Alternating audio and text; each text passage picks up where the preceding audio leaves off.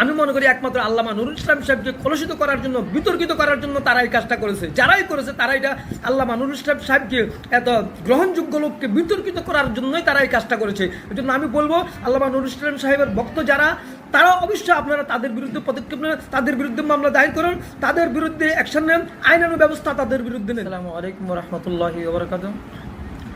সম্মানিত প্রিয় দেশবাসী, আপনারা দেখেছেন ইতিমধ্যেই আল্লামা নুরুল ইসলাম সাহেব একটা বক্তব্য দিয়েছেন আল্লামা মামুনুল হক সাহেবের প্রাসঙ্গিক বিরুদ্ধে না, প্রাসঙ্গে একটা বক্তব্য দিয়েছেন। আল্লামা নুরুল ইসলাম সাহেবকে বিতর্কিত করার জন্য যারা ভুলভাল বুঝাইয়া আল্লামা নুরুল ইসলাম সাহেবের মাধ্যমে এই বক্তব্যটা নিয়েছেন, যারা আল্লামা নুরুল ইসলাম সাহেবকে কলুষিত করার জন্য এই বক্তব্য দিয়েছেন নুরুল ইসলাম সাহেবের মাধ্যমে, তাদের বিরুদ্ধে আইনানুগ ব্যবস্থা নেওয়া আমি বলছি। অবশ্যই তাদের বিরুদ্ধে যারা ভুলভাল নুরুল ইসলাম সাহেবকে, উলুপুরি সাহেবকে ভুলভাল বুঝাইয়া আল্লামা মামুনুল সাহেবের দিকে ইঙ্গিত করে একটা ভুলভাল যে বক্তব্যটা দিয়েছেন আল্লামা নুরুল ইসলাম সাহেব, সেই বক্তব্যটা তিনি নিজের থেকে দেয় নাই, তেনাকে ভুলভাল বুঝাই দিয়েছেন, ভিডিও দেখাইছেন আগের বক্তব্য পরের বক্তব্য পরে। অথচ আল্লামা মামুনুল হক সাহেব বক্তব্যটা দিয়েছেন ছাত্র মজলিসের একটা বিভিন্ন বিষয়ে এক ঐক্যবদ্ধ যে জিহাদি বিষয়ে একটা আলোচনা, সেই আলোচনার প্রাসঙ্গিক টেনশন। কিন্তু এটা এই হেফাজতুল ইসলাম বাংলাদেশের আমির আল্লামা মহিবুল্লাহ বাবনগরের সেখান থেকে আসার পরে এই বক্তব্যটা নেই। এই বক্তব্যটা আমি নিজেও শুনেছি, এই বক্তব্যটা আরও অনেক আগে দিয়েছেন তিনি। আর তিনি আল্লামা মহিবুল্লাহ বাবনগরের শেখ হুজুরের কাছে দেখা করেছেন তিনি হজে যাওয়ার আগে। আল্লামা মামুনুল সাহেব হজে যাওয়ার আগে মহিবুল্লাহ বাবনগর শেখ হুজুরের সাথে দেখা করেছেন, হেফাজতের আমির আমাদের সিরতাজ দিনের সাথে দেখা করেছেন। অথচ আল্লামা নুরুল ইসলাম সাহেবকে ভুলভাল বুঝাইয়া ভুল ভ্রান্ত তথ্য দিয়ে তিনার কাছ থেকে এই কথাগুলো মামুনুল সাহেবের বিরুদ্ধে ইশারা ইঙ্গিত দিয়ে যে তিনার বিরুদ্ধে কথা বলেছেন, এই বক্তব্যটা তারা নিয়ে আজকে ফেসবুকে চালাই দিয়েছেন।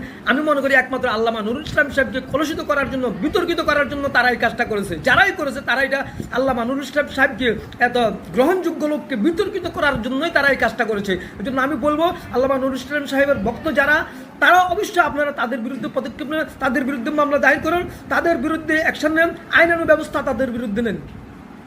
কেন আমাদের আলেম সমাজের বিরুদ্ধে তারা বিতর্কিত করবে? আকীদা বললেই তো কিছু মানুষ মনে করে যে সালাফিরা যে আকীদা শিখায়, তাওহীদের আকীদা, আমি জানি না যে এই পর্যন্ত এই আকীদার মধ্যে তেমন কোনো পার্থক্য সালাফি, হানাফি, শাফি, হাম্বলি, মালিকি, আকীদা নিয়ে যে এত গর্জন আর এত আলোচনা, কি আলোচনা, শেষ পর্যন্ত আলোচনায় গিয়ে তারা আল্লাহকে আরশে আছে, আল্লাহ সব জায়গায় আছে, এরকম এমন কিছু সূক্ষ্ম আলোচনার মধ্যে গিয়ে তারা আকীদাকে ঢুকায়। এইরকম আকীদার সংশোধন নয়, একটা আকীদার সংশোধন হইতে হবে এবং সেটা উম্মার আকীদার সংশোধন হইতে হবে। এটা সালাফিদেরও সংশোধন হইতে হবে, হানাফিদেরও সংশোধন হওয়া লাগবে, সুন্নিদেরও এই আকীদার সংশোধন হওয়া লাগবে, দেওবন্দীদেরও এই আকীদার সংশোধন হওয়া লাগবে, আহলে হাদিসদেরও এই আকীদার সংশোধন হওয়া লাগবে। গোটা দুনিয়ার সকলের এই আকীদার সংশোধন না হওয়া পর্যন্ত মুসলমানদের মুক্তির পথ তারা খুঁজেই পাবে না। সেই আকীদাটা হলো মুসলমানদেরকে একটা আকীদা ধারণ করতে হবে। সেই আকীদাটার নাম হলো আল আকীদাতুল জিহাদিয়া।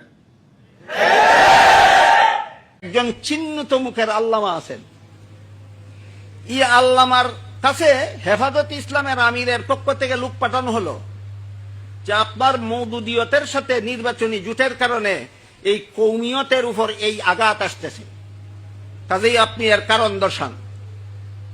তিনি এই নোটিশ পেয়ে একবার সরাসরি বাবনগর চলে গেলেন, হেফাজতের আমিরের সাথে সাক্ষাৎ করে বলে আসলেন, আমার জোট ইমান আকীদার জোট নয়, আমার জোট নির্বাচনী জোট, কাজেই এই জোট করা সত্ত্বেও মওদুদীদের আকীদা আলাদা, আমাদের আকীদা আলাদা, এটা কোনোদিন একাকার হবে না। আমি মনে করি ওইখানে গিয়ে তিনি এই বক্তৃতাটা দিয়েছেন হেফাজতের আমিরকে আইওয়াশ করার জন্য। এই বক্তৃতাটা তিনি সেখানে গিয়ে দিয়েছেন কিসের জন্য? আইওয়াশ করে। আমি কেমনে বললাম, এবার শুনুন তার প্রমাণ। সেখানে গিয়ে এই বক্তৃতা দিলেন যে মওদুদীদের আকীদার সাথে আমাদের আকীদার কোনো মিল নাই, আমাদের আকীদার সাথে মওদুদীর আকীদার কোনো মিল নাই। আমি জোট আকীদার ব্যাপারে করিনি, আমি জোট নির্বাচনের ব্যাপারে করেছি। সেই বক্তৃতা দিয়েছেন সেখানে গিয়ে। বাইরে এসে তিনি যে বক্তৃতা দিয়েছেন সেটা হলো, আজকাল আকিদা আকিদা নিয়ে বড় বাড়াবাড়ি করা হচ্ছে। দেখেন এখনের বক্তৃতার ভঙ্গিটা দেখুন, আজকাল আকিদা আকিদা নিয়ে বড় বাড়াবাড়ি হচ্ছে। এই বাড়াবাড়ি ঠিক নয়। আসলে সালাফিদেরও আকিদা সংশোধন করা দরকার, দেওবন্দীদেরও আকিদা সংশোধন করা দরকার, হানাফিদেরও আকিদা সংশোধন করা দরকার। তার এই বক্তব্য আমার কাছে সংরক্ষিত আছে, তার এই বক্তব্য আমার কাছে এই বক্তব্যের রেকর্ড আমার কাছে সংরক্ষিত আছে। আপনারা কেউ দেখতে চাইলে অথবা ডাউনলোড করে নিতে চাইলে নিতে পারেন। ওইখানে গিয়া বলেন মওদুদীদের আকীদা আলাদা, দেওবন্দীদের আকীদা আলাদা, আমি একাকার করার পক্ষে নই। বাইরে এসে বক্তৃতা দিয়া বলেন আজকাল আকীদা আকীদা নিয়ে বড় বাড়াবাড়ি করা হচ্ছে। আসলে আমার দৃষ্টিতে সালাফি আকীদা আর দেওবন্দি আকীদা, সালাফি আকীদা আর হানাফি আকীদায় তেমন কোনো পার্থক্য নাই।